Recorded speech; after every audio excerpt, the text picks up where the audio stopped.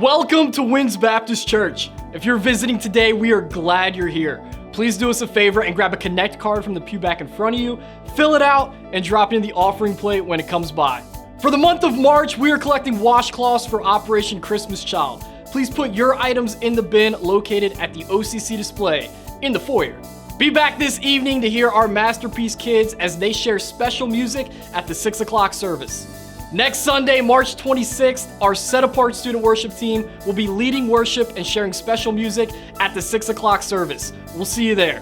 On Sunday, April the 2nd, Palm Sunday, both our Little Lambs Children's Choir and Masterpiece Kids Choir will be sharing their presentations at the 11 o'clock service. You won't want to miss out on this very special morning. We'll be having our normal morning schedule on Easter Sunday, April the 9th. There will be no evening service on this day. We will be having an introduction meeting for anyone wanting to participate in our church garden today, directly following church services in the Yellow House. No experience necessary, just a willingness to play in the dirt. We're halfway through our 40 Days for Life campaign, and we have an update for you. Across all of the campaigns worldwide, there have been a total of 156 babies saved so far. Please consider joining us to peacefully pray for life on the sidewalk in front of Planned Parenthood on 201 North Hamilton Street every Friday through April the 2nd from 9 to 1. Stop by the 40 Days table in the foyer to ask questions about standing for life on the sidewalk or to sign up. In this week's Annie Armstrong Spotlight, we'll share how your offerings are used to meet the physical needs and spiritual needs of an often ignored segment of our population so that doors can be opened to the life-changing relationships with Jesus Christ. It's hard to explain to somebody what it's like to live on the street if they never lived on the street. Most of the people out on the streets either have mental illness or they have an addiction. I just went over the edge. Ended up getting heavy into some drugs, and I lost my job. I became homeless. I was constantly heat exhaustion, alcohol poisoning. Like, I can literally say I was dying.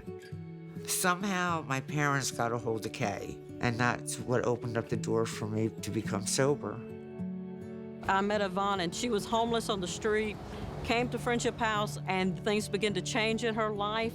Baptist Friendship House is a ministry center to folks that are impoverished, to folks that are unhoused, and to human trafficking survivors. We're able to provide them a meal. We're also able to meet those basic physical needs that others may have. It opens the door to minister to the spiritual needs so that a life-changing relationship can begin with Jesus Christ. We have a creative arts time, and usually that's pottery. They'll begin to open up and start sharing things during that time. When you sit there and you have the clay in your hand, you know what you're going to be doing with it and what's going to become of it. But the clay doesn't know what it's going to have to go through to get to it.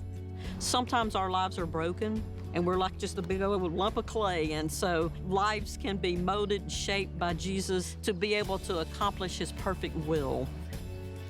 I have never seen a life change like Yvonne's, and it's just been amazing to watch God work in her life and then see how He's using her now in our ministry. I never would have thought that I would be where I am today because I had no hope. This place saved my life. When you give to Annie Armstrong, you help to make my ministry possible. Jesus never gives up on you, and so we should never give up on anybody else.